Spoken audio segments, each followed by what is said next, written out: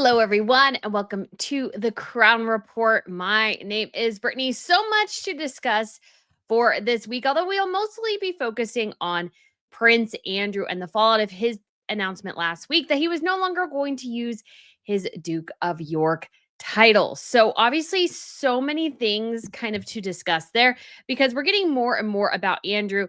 Obviously, his rental agreement for Royal Lodge, what that means, what his actual, like, he's not actually giving up the titles, he just stopped using them. And I think we all sort of remember that that was what was asked of him like years ago. So it's like, what's going on?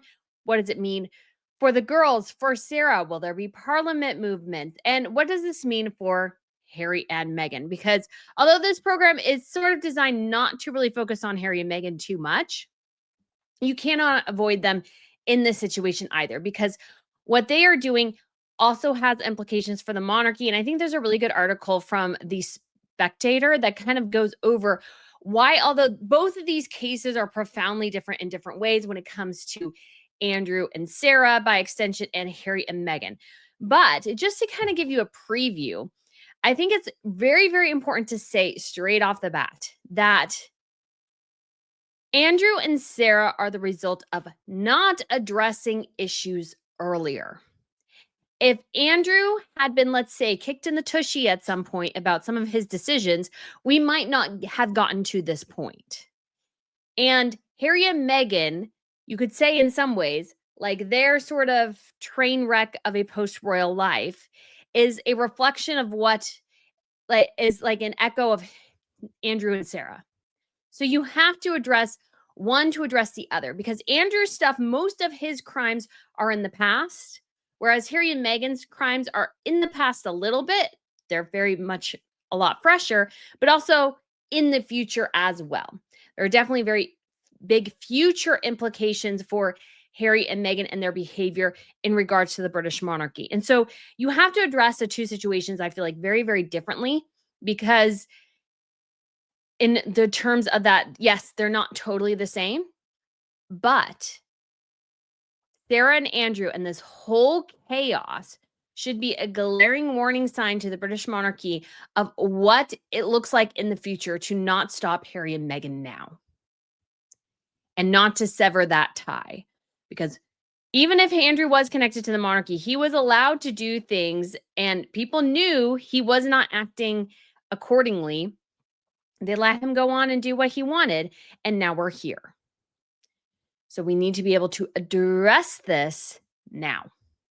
Not sort of like, well, maybe Harry, we got to address this now. And I think obviously this has implications for a lot of monarchies as well. And we do have a little bit of an update in the Marius case because there's a new book that has come out in Norway. I'd love to maybe get a copy of it or talk to the writers or authors or whatever and sort of discuss what the Marius case means for obviously Norway. And then we also have sort of the interesting kind of reflection of a lot of people have used Queen Marguerite of Denmark and her decision to strip her grandchildren from her younger sons. She has two sons, her younger son, and demote them from a princes and a princess to counts and a countess. So a lot of people are using that as justification for Charles to go in particular directions, but it's also a reflection as well as how some things can go sideways in that process, because definitely this decision was not met with applause by, let's say, a ton in some ways, and her son was very upset by that decision. So we'll definitely get into that. And we do have Carol, who gifted One Royal News Network membership. Why, thank you so much, Carol. You are so kind. And then Carol also asked, do you think Parliament will strip Andrew's title? So we will get into that in our section here. But definitely that's looking a lot more possible than it was just a couple, like I would say even a week ago. I think, especially with the Virginia Giuffre book coming out, we have a lot of things that could be going on in that direction. So we'll sort of start off with, obviously, we went over it last week, but it's good to do a refresh for those of you who weren't able to tune in for the live stream or missed the video. But Prince Andrew voluntarily on Friday, it announced probably at 7 p.m. or so UK time that he was no longer going to use his title as the Duke of York or any of his other honors. And he was going to, I think the actual thing is when it comes to the Order of the Garter that he is giving that back. So that was sort of where we left things on Friday. But of course, a lot has happened over the weekend. Questions about Royal Lodge have emerged. Obviously, Virginia Giuffre's book just came out today. We also have questions over whether or not Andrew was basically kind of harboring or promoting a spy. And then we also have what was the other thing that we need to go over? Oh, that he used his protection officers to potentially try to dig up dirt on Virginia Giuffre. So you could obviously all tie this back to, and I need to get him back on the program because I'd really love to interview him about it, but Andrew Lowney, who wrote the book entitled, because I feel like this downfall, very much the catalyst was Andrew Lowney's book. It released in August, and we've seen this slow downfall since, but of course, all the cards have been dealt previously. Most of the stuff was known previously. Obviously, Virginia Giuffre's book is a new element to that, and I do plan on reading it. I don't have it yet, but what I will say, sorry guys, what I will say about Virginia Giuffre's book and sort of the challenge of it, and just as a general, let's say, precursor. And I think it's really important is that obviously there is going to be no probably criminal trial here in regards to her charges because Andrew cannot challenge his witness basically or cannot challenge his accuser. And so we will never know the truth of how much of what she says is accurate, how much of what he says is accurate. Most likely, guys, the truth is always going to be in the middle here. So I am hesitant to demonize Andrew as harshly as some other people do, just because, although he was a cad, he did terrible things. He is morally corrupt, so many different things, guys. He obviously engaged in a lot of the Jeffrey Epstein things, but we're really lacking some serious solid evidence here, and there just is no case. So I think that's always important to keep in mind is I'm not one of those ones who goes believe all accusers, basically believe all the people who are accusing people of something, because people have reasons to do things, and they're trying to maybe make money, they're trying to get in England, they're trying for revenge. Like there could be so many different things. And so I will say 100% read the book, but with the understanding of that it is her version of the story. It may not be entirely accurate. So that's always something to keep in mind. And Andrew's suggestions or how he's portrayed himself is not going to be entirely accurate. So don't demonize people. Like I would say, just like be cautious here. It's kind of like the people who 100% jumped on the Johnny Depp case against him and believed everything Amber Heard said. And we now know pretty much that was all made up. You have to walk up to these things with a little bit of trepidation because you just don't know. And that's just something we want to be clear about. But let's go ahead and look into the Royal Lodge situation, because this one is sort of continuing on. And I guess we'll build a thread here to this idea that, yes, that Andrew, a lot of people just don't want him to be a prince anymore, don't want him to be part of the realm. Basically, some people are even saying he needs to be kicked out of the UK entirely. And of course, the big question becomes too, what about Harry and Meghan? So we will kind of pull this thread through as we go over these cases. Sorry, guys, my nose is a little bit itchy today. So let's go ahead and begin here with Andrew. And this, I think, upsets a lot of people. Says he's living rent-free in a rent-free deal in full and explains. So how Andrew lives in Royal Lodge is basically this idea. What are the stipulations? How does Andrew keep Royal Lodge? And a lot of people are sort of frustrated by this idea that he's not paying taxes or whatever. So he's been in Royal Lodge, which is part of Windsor Great Park, since 2003. It has 30 rooms. And it has been revealed Monday evening that the prince and his former wife, Sarah Ferguson, who lives on the property with him, had just paid one peppercorn, if demanded, in rent each year since 2003. So the prince is protected by an ironclad lease, which he signed with his mother, the late Queen Elizabeth II. He paid £1 million up front for the lease, and committed to 7.5 million worth of renovations in exchange for the peppercorn rent. Now, it will describe what peppercorn rent is because I'm not even familiar with that term. I kept reading that term going, so does he give them peppers? Did he give them corn? I was just a little confused. So it says the Crown Estate approved the lease, and the estimates in 2002 suggested that a minimum rent of £260,000 would have been sort of the base rent, and it would have increased every year in the 23 years since. But he has this estate for 75 years, basically.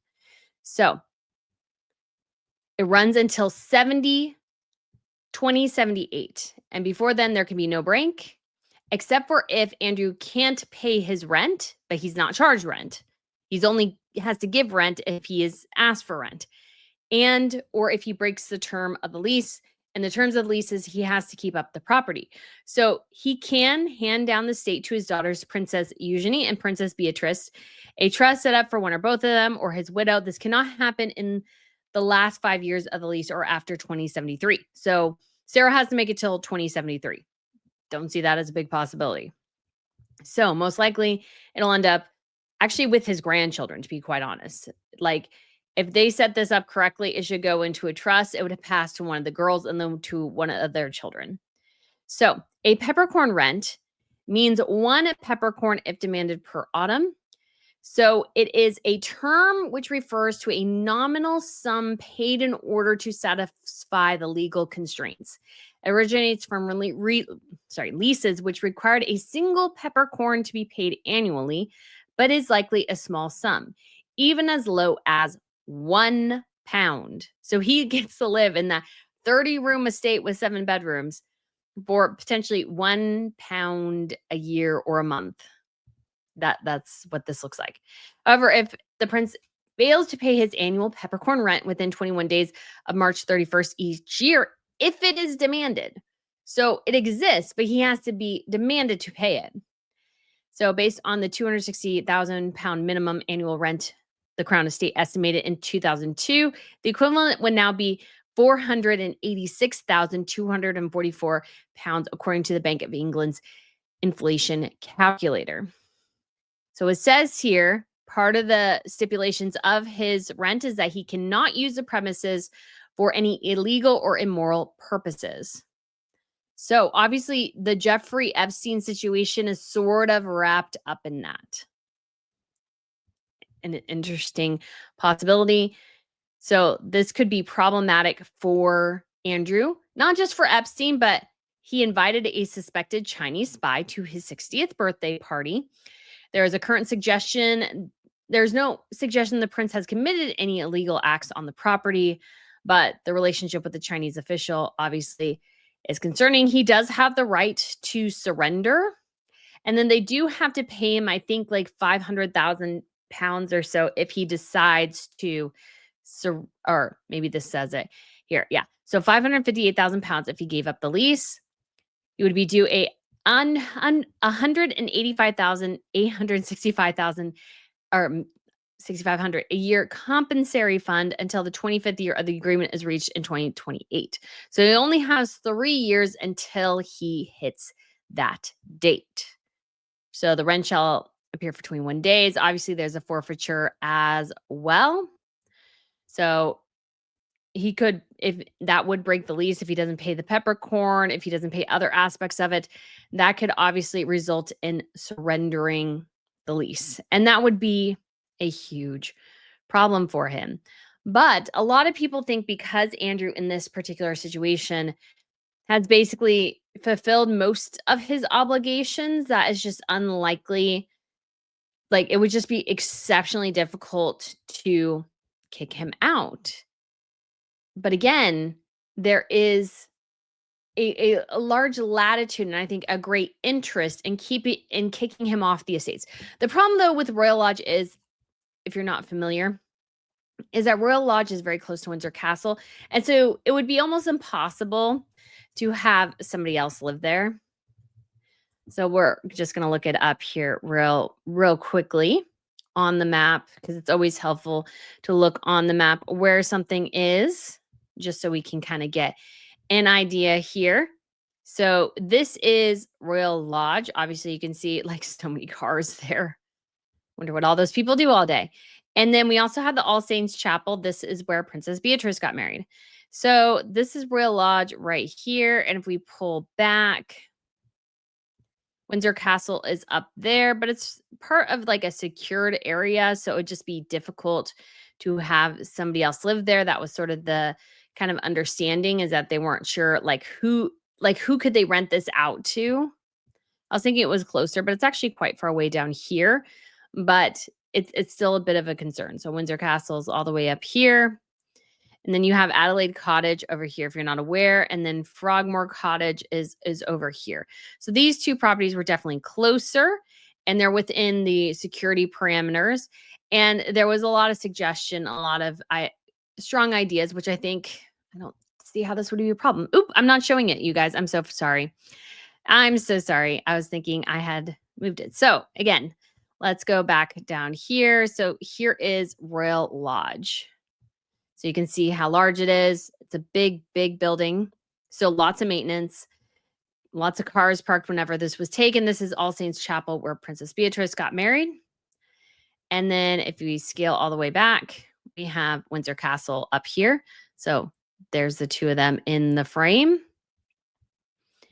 And then we have Adelaide Cottage where Catherine and William currently are. And then we have Frogmore Cottage down here. And again, they wanted Andrew to live in Frogmore Cottage, and he decided not to. So it's a very interesting question again of what could happen here with Andrew. And I think people are like, okay, so now we know he's not paying rent. He was friends with a very, very morally dubious character who was convicted of sex crimes. And he's living in this huge estate. And then, like, why, when he's asked to downsize, when he is a, empty nester, he doesn't have kids living in his house anymore, why doesn't he move? And part of it is just ego. So let's look over to the next kind of new part of the story, which is Prince Andrew deemed a security threat by security services. Oh my goodness. So, concerns about royals' links to alleged Chinese spies reached highest levels of government. And why Andrew got in this situation, which again, I think reflects on Harry and Meghan. You cannot remove them from this situation. And the reason you can't is because Andrew is Harry's future. He makes that more true every day. And Andrew is in this particular predicament because he needed money, and he wasn't particularly, let's say, smart, bright, discerning, different things, whatever adjective. He's a fool when it comes to money. His wife needed money, he needed money, and they weren't happy with the salary they were given. Sarah overspent. Andrew had a massive ego. So what you end up with is a particular situation here where he will do anything for money. So he is definitely 100% vulnerable to the wrong people because he has this desperation for money. Desperation. He wants money so badly. He'll go to anyone to get it. And this is not a British problem. This is an entire royal problem, because you have those people who are not high enough up in the line of succession, who maybe just for a variety of reasons either can't make money, won't make money. We have the guy in Belgium, Prince Laurent, who we now know has an illegitimate son, and who was also friends with Gaddafi at one point in Libya. You have these people who I think it comes to with a particular level of arrogance that they think they're untouchable. And they think they're so important, so that anybody who is flattering to them gets their attention. And so Andrew made himself vulnerable. Again, this is not because Andrew was vulnerable, like, he was having an emotional problem or something like that. He made himself vulnerable because he always wanted cash. He always wanted money. And the pursuit of money is the root of all evil from the Bible. And I don't think Andrew is immune from that. He wanted to pursue money. And as a result, and this is just a good lesson for all of us, when you seek money and you don't really have any principles, if you don't have any, let's say, talent or anything like that, you end up in this particular situation. Yeah. And somebody did say they're experiencing connectivity issues. I do apologize. Like my internet has been kind of hit and miss recently. And I need to call them to get them out here. It's hard because you can call them to get them out here, but it's like they're not always great at like trying to fix it. But yes, Andrew is a problem. He's a problem that's not going to go away. And again, this is Harry's future because Harry and Meghan are also in the predicament where they need money. They want to live a very ritzy, wealthy lifestyle. And that requires a lot of cash. And you could say Harry and Meghan played their cards in a particular way because they did make a lot of cash. Unfortunately, it was all off the backs of Harry's connection to his family. And as that connection continues to dwindle, you're left with two nincompoops who can't, again, rub a creative brain cell between them. Neither one of them are particularly creative. Their industry they've decided to attach themselves to is dying. So, yeah, it's not gonna work out very well for them. So this is from the Telegraph. So Andrew was deemed a potential national security risk because of his close link to alleged Chinese spies. Multiple sources have told the Telegraph that concerns about the prince raised by the security services as long ago as 2021 and reached the highest levels of government. Yeah. So he was meeting with suspected spy Yang Tengbu, who was banned from the UK in 2023. So there's concerns he could be endangering national security.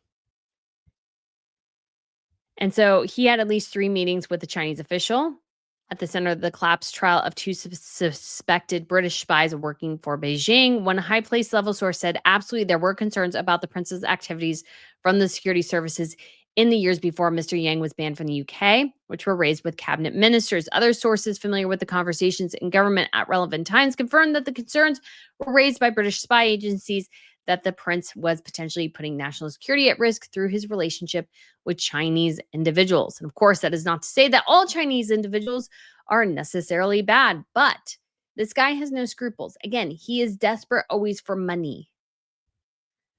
So he ends up in these situations. So that's what we get. And so there's a growing number of MPs which support the action of legally removing his dukedom through an act of parliament. Again, if Harry and Meghan aren't shaking in their boots by that statement, they very much should be because that is going to come back on them. I want to guarantee you that 150%. So we have also this story. Police looking into claims Prince Andrew asked officer to find information on Virginia Giuffre. So again, this is the young woman who Andrew allegedly had relations with. We do have basically confirmation that despite some people's claims to the contrary, this is a real picture. I don't ever doubt that it was. The composition made sense to me as somebody who actually takes pictures fairly regularly. Not obviously, my picture quality is much better because we've adjusted, but anyways. So the Met Police are looking into claims Andrew asked his taxpayer-funded close protection officer to uncover information about Virginia hours before the emergence of a bombshell picture of them together. Leaked emails that suggest Andrew passed his Met bodyguard Giuffre's date of birth, and confidential U.S. Social Security number were deeply concerning, said a government minister on Sunday. Ed Miliband, the energy secretary, told broadcasters the allegations should be investigated as it was absolutely not the way that close protection officers should be used. Mail on Sunday published messages Andrew allegedly sent Ed Perkins, then the Queen's deputy press secretary in 2011, saying he had asked one of his close protection officers to obtain information about Giuffre. So according to the messages, Andrew told Perkins he had given the officer Giuffre's date of birth, confidential 9-digit social security number, and claimed she had a criminal record in the U.S. The email was sent hours before the publication of the infamous picture. Her family has said she had no criminal record. There's no suggestion the police officer complied with the request. And it says a spokesperson for the Metropolitan Police said, "We are aware of the media reporting and are actively looking into the claims made." So this is where they're looking. Now, I will say as well that when it comes to looking into Andrew and potential criminal activity. Like, we have so much with his role as a sort of goodwill trade ambassador to look into as well. Again, this is all such nefarious dealings. This was all self-inflicted. This guy wanted money, and he went with the worst people to make that happen.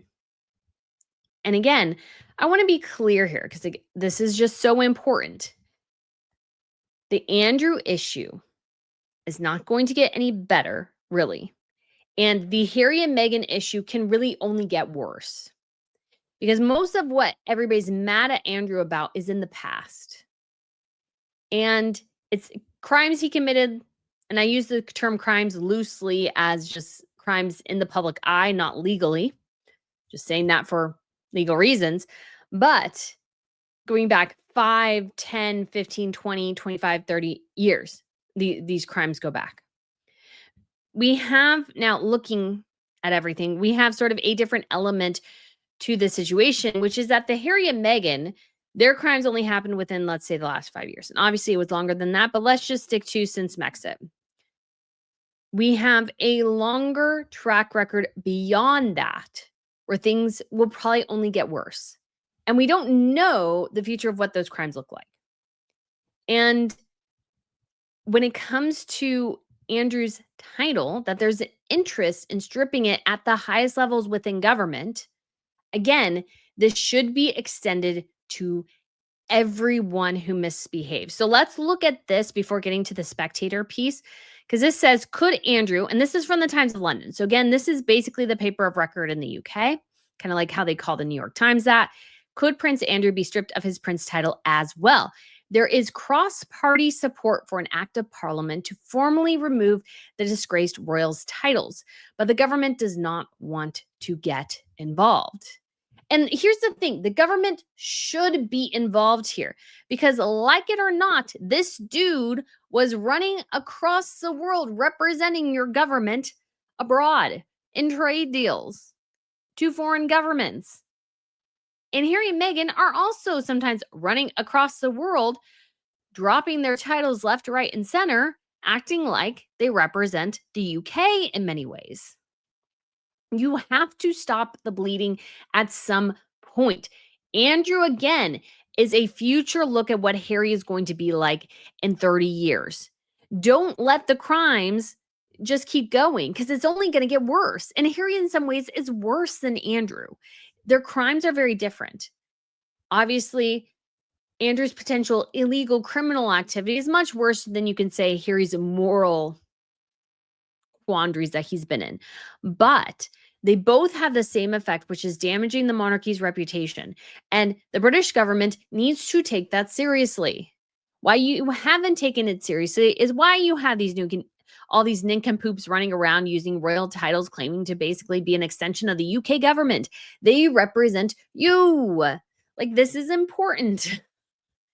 Apparently, some people don't know how a constitutional monarchy behaves. Anyway, so Keir Starmer is facing calls from MPs to legislate to strip Prince Andrew of his dukedom amid claims that there would be significant support for the move. Labour's backbenchers are among those who want the government to intervene and ensure proper justice despite Andrew having vowed to stop using his title. Because the thing is, at least from what I notice, is that yes, somebody can say, oh, I'll stop using my titles, but we know Harry and Meghan use them privately constantly. They were told not to use their HRH, and they have it on freaking stationery that Meghan Markle sends to her friends that say, with the compliments of Her Royal Highness the Duchess of Sussex. And at events, we've been told, like on their Colombia trip, I think it was, that the HRH was used, that they were called the Duke and Duchess of Sussex as they were sat down on the table. You can't ensure that these people act in good faith. You have to be the one that ensures it. Looking from the side of the British government. So it said last week, Andrew said he would no longer be known as the Duke of York after discussions with the king amid accusations about his friendship with late pedophile Jeffrey Epstein. A statement from Andrew said that the continued accusations about me distract from the work of His Majesty and the royal family. Does with a lot of people. In response to the growing pressure over the links to Epstein, he added, I vigorously deny the accusations against me. Downing Street on Monday distanced itself from the row, insisting the future of Andrew's titles was a matter for the palace. Okay, so this is a cop out by the Labor Party, in my personal opinion, because again, the monarchy represents you. If you have rogue members of the family as the government, you sort of need to act. And you can be the more decisive factor here. However, Starmer is facing mounting pressure from the Labour MPs to pass an act of parliament, which is the only way to formally strip a royal of their title. The government would probably have to back the bill for it to stand a chance at passing. Graham Stringer, a veteran Labour backbencher, said there would be a debate in the Commons followed by an act of parliament to formally strip Andrew of his titles. He told The Times, I would be surprised if there weren't a significant number of MPs who would want Parliament to intervene. The government will not want to, but might bow to pressure. So there's a live poll right now. Should Prince Andrew be stripped of his dukedom? I'll say yes. According to the Times of London, which tends to be more of a conservative paper, 90% of people agree with me. Rachel Maskell, who is an MP with Labour whipped removed in July for rebelling against the government, is spearheading a campaign to bring forward legislation to strip Andrew of his titles and believes that the legislation required so justice could be served. So this is a way to enact punishment on Andrew because obviously there's no way to do it really with Virginia Giuffre, which I sort of disagree with. I just sort of disagree with that premise. It's like it's just a way justice can be served. No, this should be a way to ensure the future protection of the monarchy. It shouldn't be just so you can enact justice because that can be easily abused. What this needs to be is there should be, and these should be written out, certain let's say a conduct of behavior. And this maybe should even be a government thing. There must be certain conducts of behavior as a royal. Number one, of course, being is that you can't use your role to personally enrich yourself. And obviously, we have several royals who fall into that trap. And that trap needs to spring shut. And you need to address those people who are not doing those things. So when it comes to Andrew, this needs to be addressed 150%. This needs to be addressed. Justice, I think, is too far. It's more of we need to protect the future of the monarchy. And to do that, we do need to take steps to let it be known that if you step out of line, there will be consequences to that. Just like being a teacher, being a parent, anything. If your child steps out of line, there are consequences, or there should be. Otherwise, you'll have, if you don't stop it when they're a toddler, you'll have a rampaging adult who can't control their emotions. And we've seen those. Watch body cam footage. You can tell those people screamed as a toddler and there was no discipline for them. You can tell. So, anyways, we do have another MP, Stephen Flynn, who said the family of Virginia Giuffre, whose life was destroyed, are angry and aghast. The public across the aisles are angry and aghast, and they deserve to know some MPs share their outrage. Again, I don't like this track of what we're looking at here, how this is being framed. So I won't sit silent. If an act of parliament is required to strip the likes of Peter Mandelson and Prince Andrew of their titles, there can be no justification from this Labour government as to why that is not immediately happening. So again, I don't really like that reasoning, but I think this should be what happens. And the thing is, at least for Harry and Meghan, they should be quaking in their boots because once you break the dam, once you allow something to happen that somebody like said would never ever happen, what you end up with is a situation where people are like, oh my gosh, this is real. And it becomes easier to do it the next time. And in some ways that's good, in some ways that can be bad. But there needs to be a way to address these issues because you can't have one member, or in this case, 4 members of the extended royal family, dragging down the rest of the good work of everyone. Yes, Andrew is in the hot seat now, but most of the time it's Harry and Meghan. And Harry and Meghan, again, they have a whole future where they can do a lot of stupid things. Better to address it now than to let the stupidity grow out of control. I can guarantee you that right now. But I think the best assessment of everything, guys, was in The Spectator. And I thought this was an excellent piece. So we're going to go over, I think, the whole thing. It's pretty short. This is from Lee Cohen, who says, How King Charles Can Restore the Monarchy. Because at the end of the day, these tough decisions are not about necessarily punishment. I use punishment as that sort of kind of the best word, but I think he's right more that it's to restore order, it's to restore respect, it's to restore the monarchy and preserve it in the way it needs to be preserved. Because you have this chaos with Andrew, you have this chaos with Harry and Meghan, and it's just not going to go away. It's just really not going to go away. You have to be the one who addresses it. You have to enact. I'm talking to Charles here. He has to enact control. And if he doesn't, it's just going to grow outside of control. So let's read this right here. And I thought this was interesting as well, is that some of this comes from, I think, a lack of respect for the history of the UK as well. It says Britain once stood as the world's unyielding shield, forged in Magna Carta's fire, tempered by Elizabeth I's resolve, and steeled by Churchill's defiance. From across the Atlantic, where we enlightened Americans still trace our liberty to your common law and political traditions, we watch with unease as the royal family, once a byword for dignity and duty, slides towards unreality. These days, rogue royals have cast a reputational shadow so that Britain resembles less the land of hope and glory and more the land of Oz. The misdeeds of the Yorks and the Sussexes are not merely distractions, they are symptoms of institutional confusion and inability to distinguish between public service and personal indulgence, between symbolism and spectacle. I think that's so good. That's so incredibly good because it is a confusion. So we have public service on one side and personal indulgence on the other, symbolism and spectacle. You cannot allow these to compete with forever without consequences to the entire thing. Charles's answer here is to bury his head in the sand and hope it all goes away. It's not going to go away. You're going to have to make the hard decisions.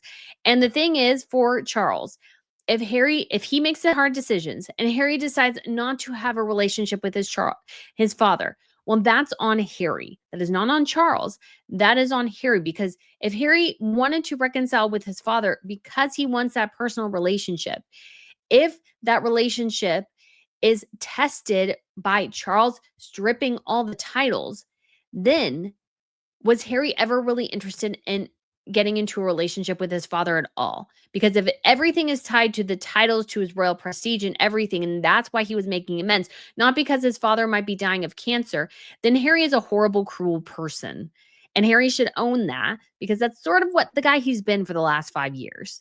He doesn't see himself that way. He thinks he's saving everybody, guys. He thinks he's pulling people into the lifeboat rather being while it's sinking. So he's in a sinking lifeboat and he's pulling people into it thinking he can save them.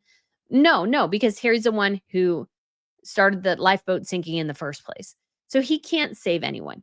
But this distraction of the Yorks and the Sussexes are a reflection of a bigger problem.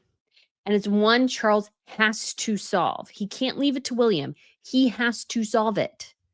And I think William wants to. And William is sort of already acting like the king, but Charles, of course, is concerned, and I don't think wants to make the choices that damage his relationships when they're already irrecoverably damaged. Like, don't worry about it at this point. Just you have to make these tough decisions for everyone. That's sometimes what it means to be a father and a leader, is to make the tough decisions that, yeah, people aren't going to be happy about, but they have to be made. And they're not made in anger, but made with the understanding that you had plenty of opportunities to change the outcome of this. And you, in this case, Andrew and Harry, decided not to. So it says, but amid this decline, there are encouraging signs of resolve. The King and the Prince of Wales have begun carefully but firmly to reassert standards. And in doing so, they have shown they understand an essential truth of the monarchy. It only survives so long as the public trusts and respect it. And I think this is so important. The public must trust and respect the monarchy, and they don't really right now. And I'd sort of disagree that the King and the Prince of Wales are doing this together, because I think it's more a Prince William thing. Because I think Prince William is aware, and this is sort of sad, that his father is probably not going to be around too much longer. And he's sort of looking at his reign going, this is going to be a mess. And I have to figure out how to deal with it. And the only way I know how to deal with it, I think the only way that makes sense, and I think William is aware of this, is to just get rid of the problems because they're not going to do it themselves. So he has to make the tough decisions here. And he wants to, but I don't think his dad wants to. And that is going to cause friction. But this is the only way forward. You have to have the public trust and respect the monarchy. It doesn't trust it because of Andrew and doesn't respect it because of Harry and Meghan. They both hold, I think the trust is a big thing with Andrew, and the respect is a big thing with Harry and Meghan. They're both responsible for undermining these two critical qualities of the monarchy. So it says as well, Prince Andrew's relinquishment of his use of the Duke of York title and associated honors did not happen in a vacuum. Though described as voluntary, it followed growing internal and external pressure, not least from the king and his heir, mostly his heir, who recognized that the scandal endangers the crown itself. The monarchy is not a private club. It is a public trust. When that trust is abused, action must follow, and thankfully, it seems it has. I don't think it's far enough, but yes, when trust is abused, action must follow. Because it's so important that action is taken, just like a parent disciplining a child. You have to be able to enact sometimes that discipline. It's not fun. Any parent will tell you discipline is not fun, but it's necessary to avoid further harm. And it's necessary to result in a child that, say, is better behaved, not only at the age they are at that point, but as adults as well. Because the childhood is the testing ground. You teach your children how to behave so that as adults, they behave better. We have this particular situation right now where the behavior is just not good and nobody's doing anything about it. And as a result, something worse will happen in the future because you have to stop the bleeding now. It says allegations against Andrew, which are likely to be revisited in Virginia Giuffre's forthcoming memoir, are radioactive. Leaked emails from 2011 suggest he attempted to discredit his accuser. The beloved queen's instinct was to protect her son as well as the institution she headed. Her son and grandson are focusing on that institution. And you do have to unfortunately say this is a sort of dark spot in Queen Elizabeth's reign, is that she could not recognize her son's failings here and address them accordingly. She let them sort of grow out of control. And she had to do something and she refused to do it. She was told particular things and just refused to do anything about it. And again, there's this sort of instinct within the monarchy to bury the head in the sand, but that's not going to work here. You have to address it. It says it must go further. Sarah Ferguson's financial ties to Epstein reinforce the lingering scandal just out of frame. There can be no half measures. The monarchy cannot afford to remain ambiguous about what it will tolerate. Titles like public funds are conferred with exceptional integrity. If that expectation is shattered, the honor should be withdrawn, not just in use, but in law. Yet, if the Yorks represent scandal, the Sussexes represent something just as corrosive: envy and vendetta. And because you can't, I just hate it when people keep saying, like you bring up Harry and Meghan, they're like, but Andrew. And it's like, but they're both bad in their different ways, and we have to address them this different way. They're like, but Andrew. No. Harry and Meghan are just as corrosive. They are just as problematic as Andrew, just in different ways. And again, the bigger problem with Harry and Meghan remains is that we know what they've done in the last 5 years. What about the next 25 years? You have to stop the bleeding now. You can't just let it linger. So, keeps going on to say, since their 2020 departure from the royal duties, Harry and Meghan have attempted to remain royalty in name, but not in function. They left the institution, but not its privileges. They've used their Duke and Duchess titles to promote memoirs, podcasts, Netflix deals, charitable ventures, all while criticizing the very system that gave them those titles meaning. They are saboteurs. The late queen made it clear that being half in, half out was not an option. She rightly understood that the monarchy is not a marketing strategy. It is a compact with the people. To retain a title while disavowing the responsibility it implies is insulting. And it is. The British people should be insulted by Harry and Meghan. The Sussex's narrative that they were victims of a palace cruelty, racial insensitivity, and media hostility has been rehearsed across American talk shows and documentary specials, and yet they cling to the very labels they claim have brought them pain. This is not a new model of monarchy. It's a kind of constitutional cosplay that cheapens the British most enduring constitution. This is why I call them the cosplay royals. Glad that is catching on with other people as well. The King and Prince William have been measured in their response. They have avoided public recriminations, instead opting for firmness through silence. But silence is not sustainable forever. I agree. I don't think the silence is working here anymore. As soon as they sense the public's patience is wearing thin, the monarchy's strength lies in the fact that it stands above partisanship, above fashion, above self-interest. When that symbolism is appropriated for personal enrichment or yielded in defiance of the crown's own values, the damage is unbearable. Exactly. It has to be addressed. You can't just ignore it. The public understands the public understand this. The monarchy depends on respect that cannot coexist with double standards.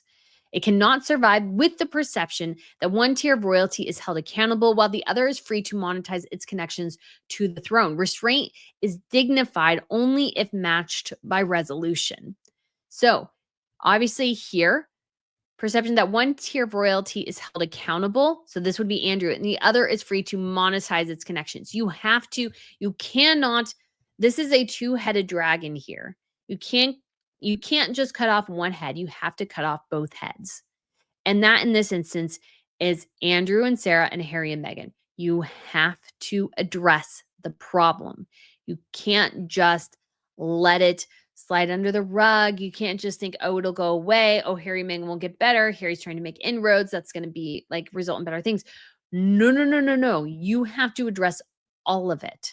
And I like how he says here, the answer is not revenge. It is restoration. The monarchy has always evolved to preserve its core, and now it must do so again. Parliament should act, if necessary, to finalize the withdrawal of Andrew's titles and to remove the Sussex's titles altogether. This is not pettiness. It is existential. Titles must trust. Titles like trust must be earned and safeguarded. Guys, if you've been watching this channel, you know I've said a lot of the same.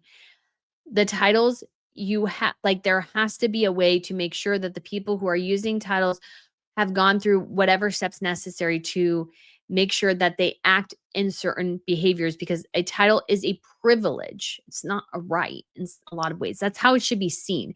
It's a privilege to vote. It's not really a right to vote, because we do have something to that effect, because we're not required to vote. We are privileged to vote, and we can exercise even our right not to vote.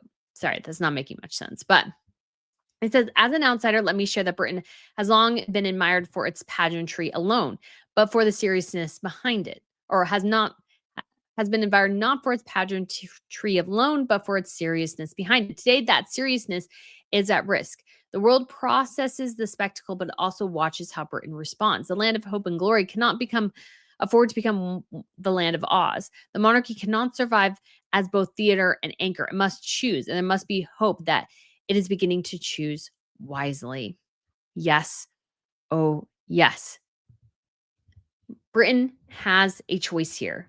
And the choice is, I think, is to get rid of those who are dragging the monarchy down. And that might require some grave sacrifices for Beatrice and Eugenie as well. And that's unfortunate, because they haven't really done anything wrong as far as we're aware. And it means something for the future too, because I do think 100% that you can, let's say,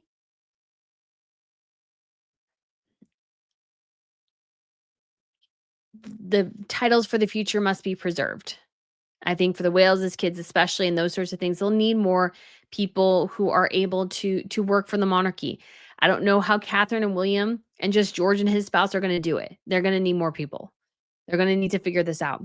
And so at this point, when it comes to the monarchy, the future's looking a little bleak here. It's sort of looking a little bleak. I mean, we're getting these bright spots now, but Charles needs to act a bit more. And I think because of his cancer, he does not want to be necessarily the bad guy. He doesn't want that stress, I think, on his life. But that stress is there whether he makes the decision or not. And isn't it better? Wouldn't it be better for him to leave a legacy of making those decisive decisions now rather than just leaving it to William to be the one to, as the bearer of bad news? Because this is a problem that's not going to go away. And yes, we can regurgitate Andrew's sins over and over and over again. And I think that's probably what will happen to him for the rest of his life. And he deserves it. He made those decisions. So did Harry and Meghan, though. Harry and Meghan, to be clear here, could have made very different decisions in their life.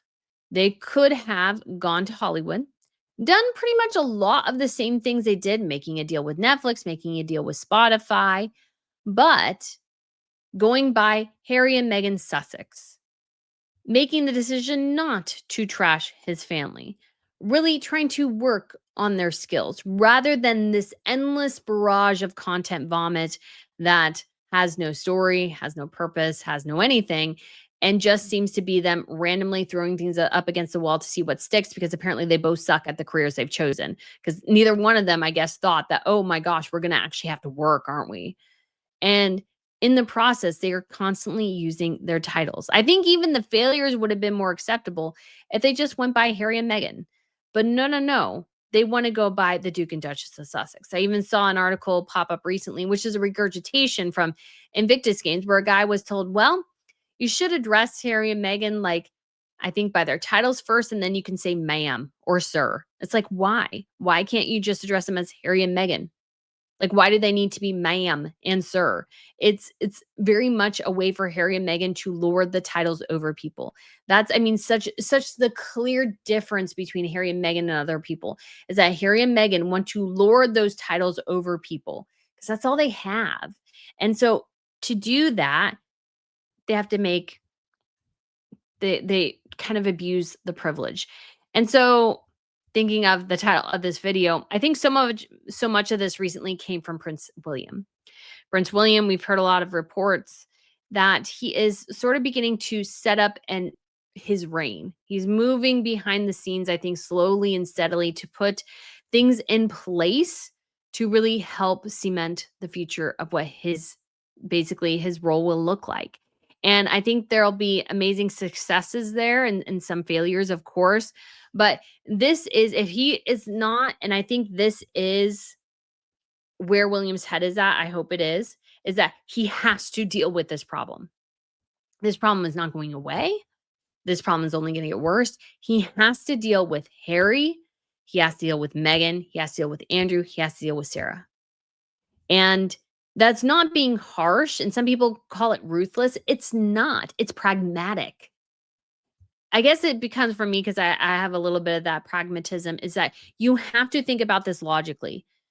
If you're playing chess or whatever, your biggest pawns, your biggest liability are the Yorks and the Sussexes, no question. No question at all. Those are your biggest liabilities. So you sacrifice those pawns to protect the rest of the board.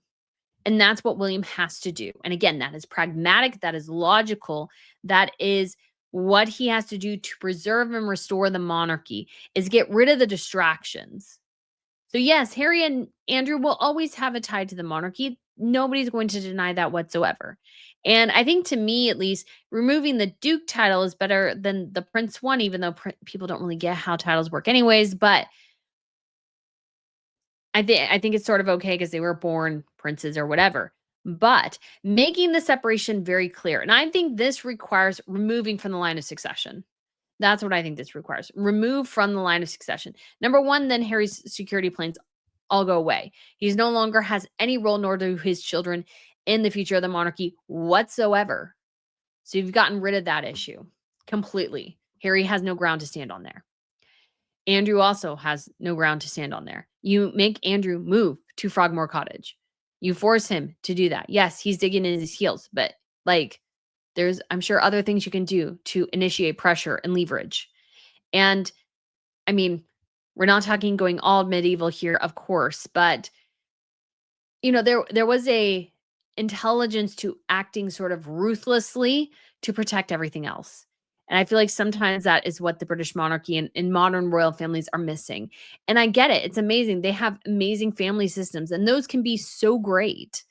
But at the same time, you have to be able to adjust when something requires it. So let's move on to real quickly another story we want to get to before the end of our potential program here. And I don't know how much of this is true, but this is another situation. Now, this is different because he is not a blood royal, but it's really, really hard. And this story has gotten so bad.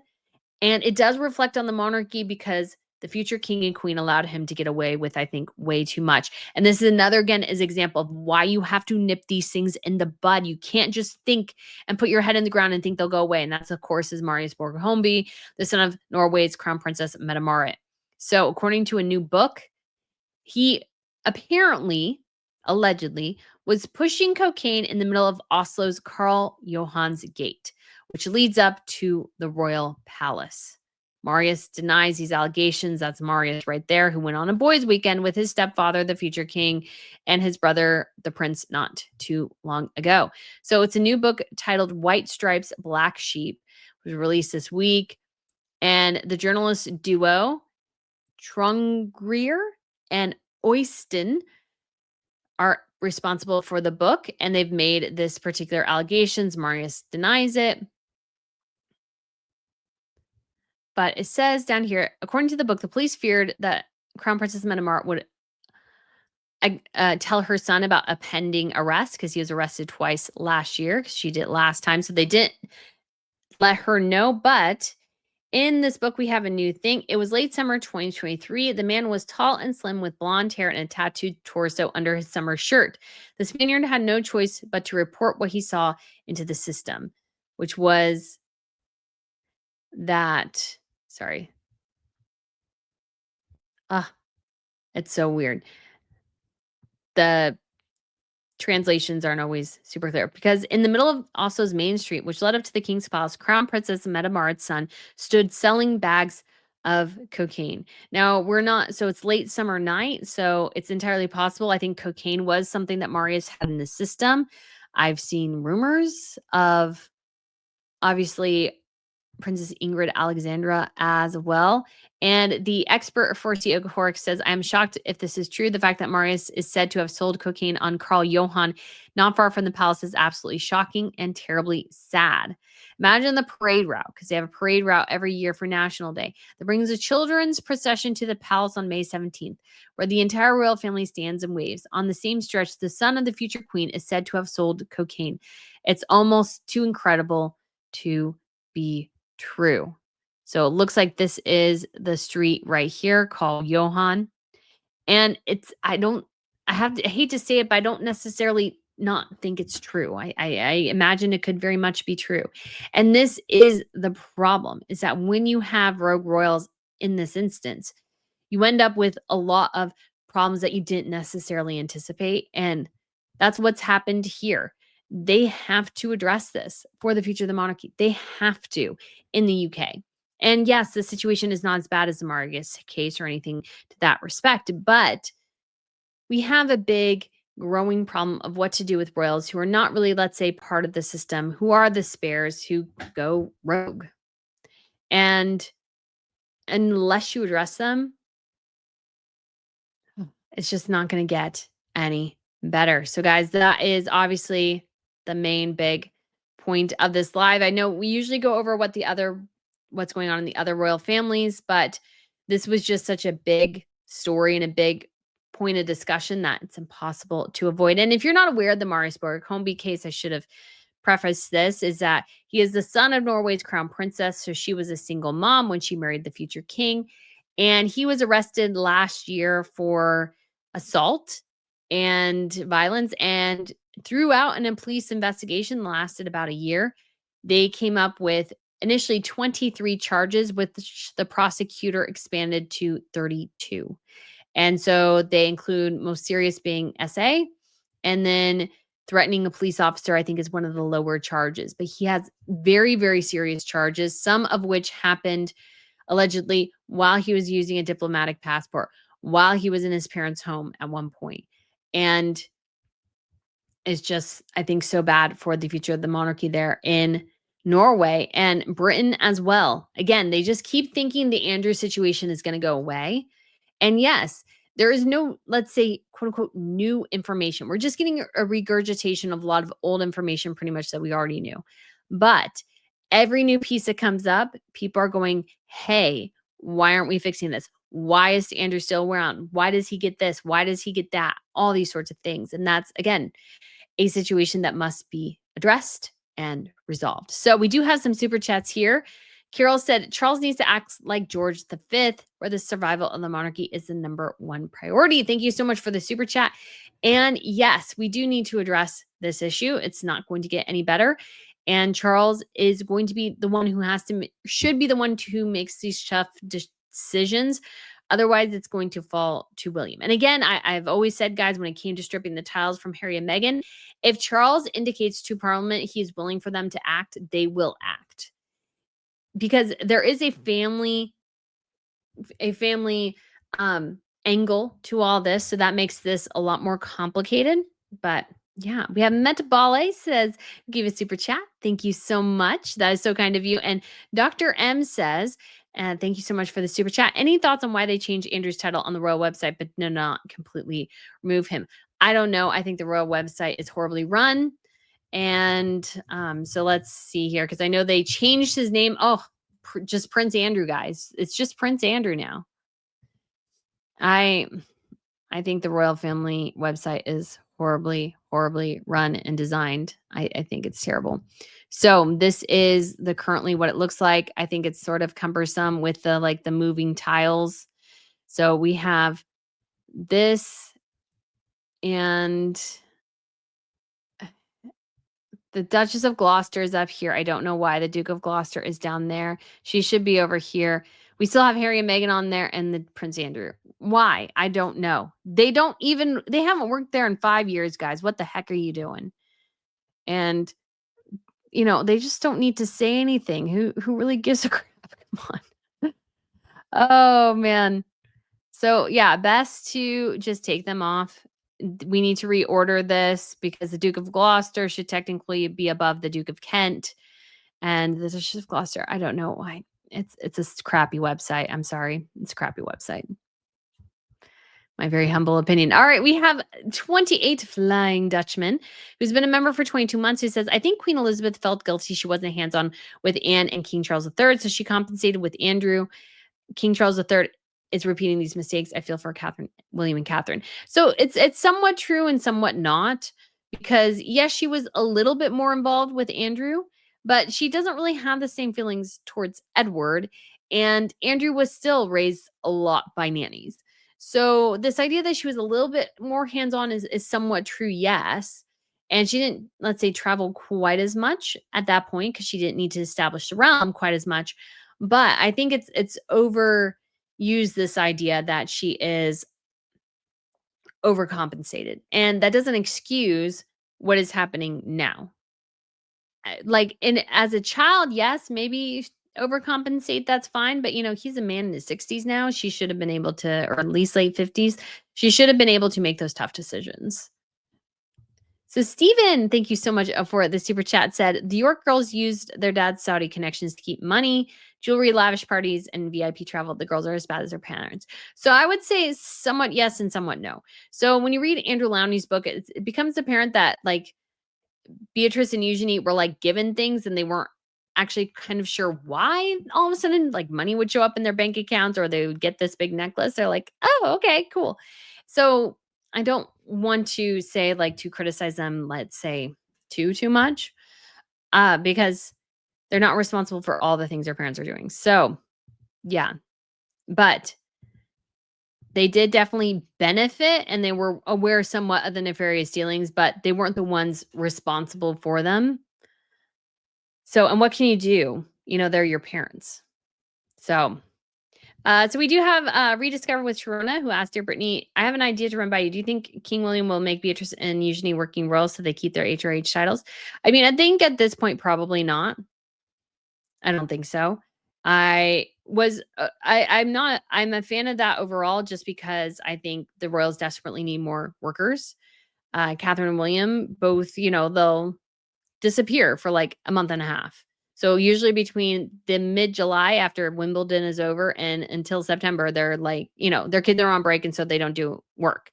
And I know some people don't like that sort of kind of reflection of it, but that's sort of the reality. And I don't think that necessarily plays particularly well with a ton of people. So I think they need more workers.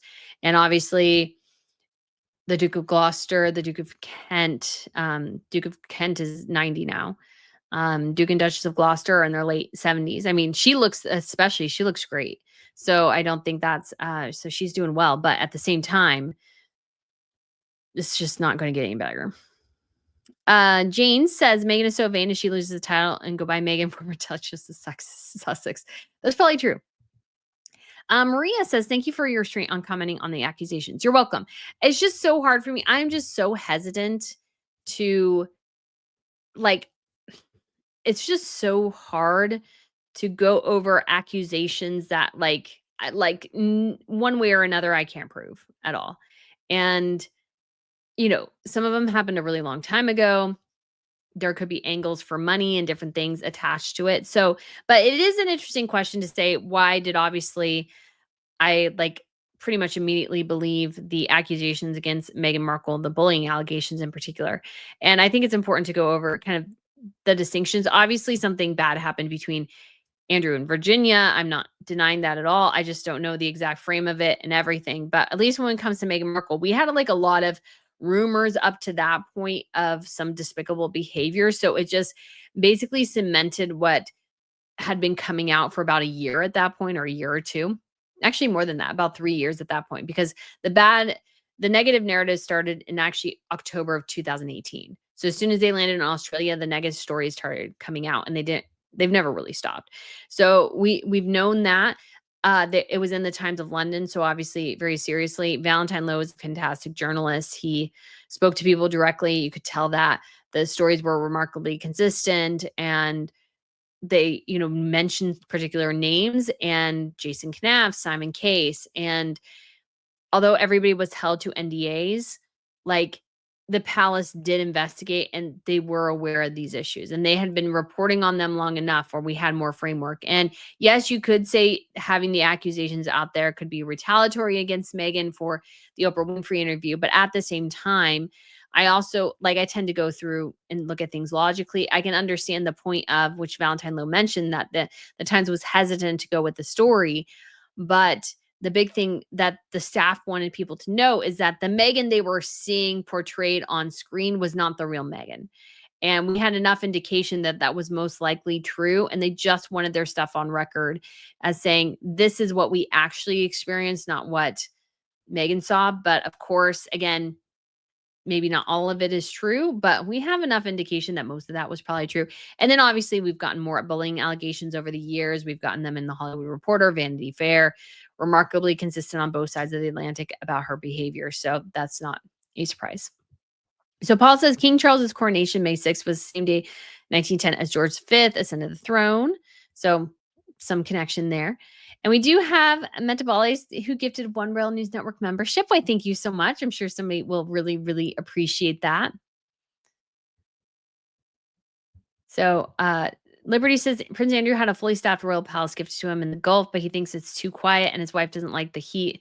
It has been claimed. Yeah, some people are saying Andrew should leave the UK entirely. Catwoman said, I think King Charles III feels guilty about Diana and other wrote over her titles and then the accident, so he's hesitant. Her and he feels bad for his actions. Then just the thought. I don't really think so. I just think Charles is sort of weak on this topic. I don't think he wants to rock the boat too much. And the thing is, and this is again a big if they address the Andrew situation, they have to address the Harry situation. Once you address one, you can't avoid the other. And the other becomes glaringly loud. So Her Majesty says, I wonder if the BRF attempted to deal with Andrew internally and William will do more through letters of patent to not set the precedence of government removing titles, a slippery slope for government involvement in the monarchy. So, I mean, it's sort of tricky. And so I don't know how much power the letters of patent have. And so, again, it might be something where it does need to go through government. But I don't think removing the titles. See, I don't really like removing prince and princess titles. I think that's maybe a step too far. That is how they were born.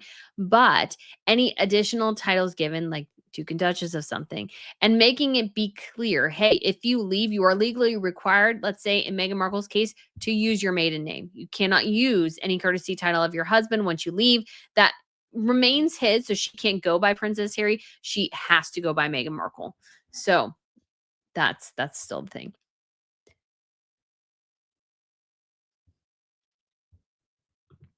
So Phoenix says William is planning on slimming down the monarchy. They won't need a lot of worker bees.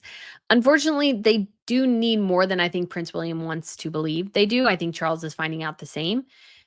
Yeah. So Louise says both William and Catherine should work a lot more. If the kids are from school, then take the kids with them. It can be done. I've just seen that in Sweden the other day. Yeah. I feel like other royals work more than Catherine and William, and that's sort of one of the big things.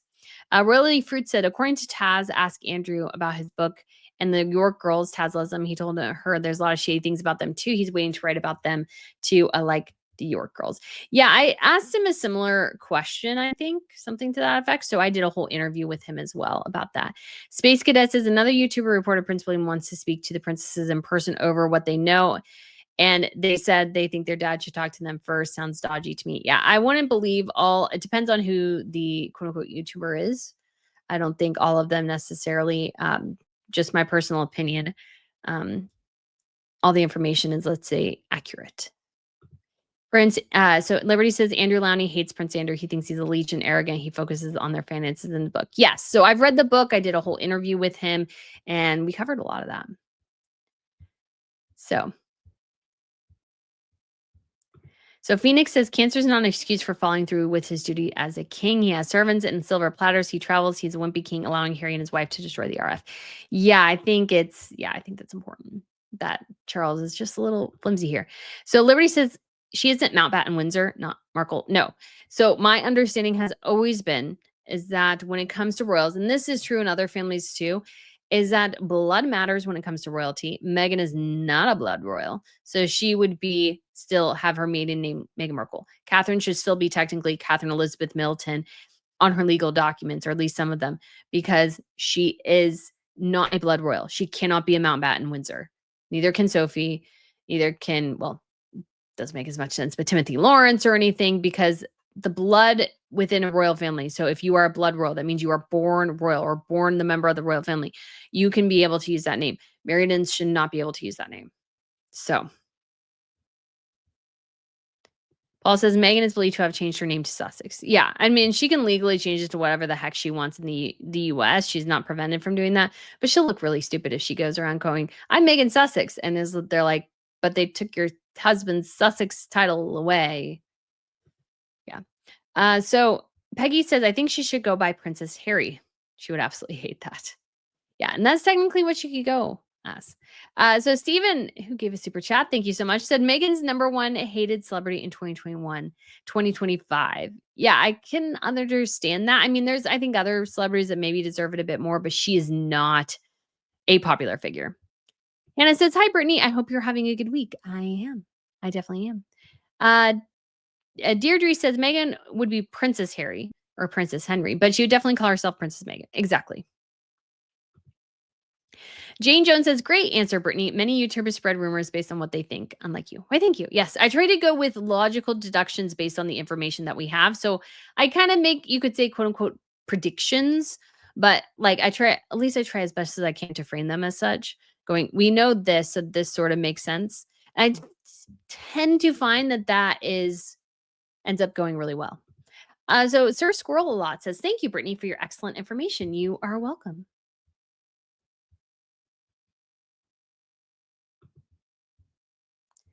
Celebrity said somebody reported they tried to find out if they legally changed their name and they said they didn't. Yeah, again, I'm not sure. Meghan was a little all over the place when it came to her name. But again, she's the one who made a big deal about her name. You can't complain about it and when you're the one who started it. Philip was loud because he had royal blood and that he was a great grandchild of Victoria. Yes, so that makes sense. I don't know who's calling me. All right, so Squirrel Lot says, be sure to hit the like button. Thank you. Daisy says, I wonder if William would prevent Meghan from being styled as Princess Henry. I think they should figure out how to make that happen. Yes. Gob Livid says, I'm fine letting Prince Andrew keep his dignity by voluntarily stopping using his titles, but Harry and Meghan will never get up there, so it will look aggressive to take them, alas. But I think people would be open to it. Her Majesty says, do we know if Andrew is planning on an investigative book on Harry and Meghan? I feel like he needs to be directed that way. So I did ask him if what his next book was, and he didn't tell me. But he said that it was his initial series was a trilogy. So the Mountbattens, the Windsors, and the Yorks. So I don't know if he planned for Harry and Meghan to be part of that initially, but I feel like they should be kind of that now.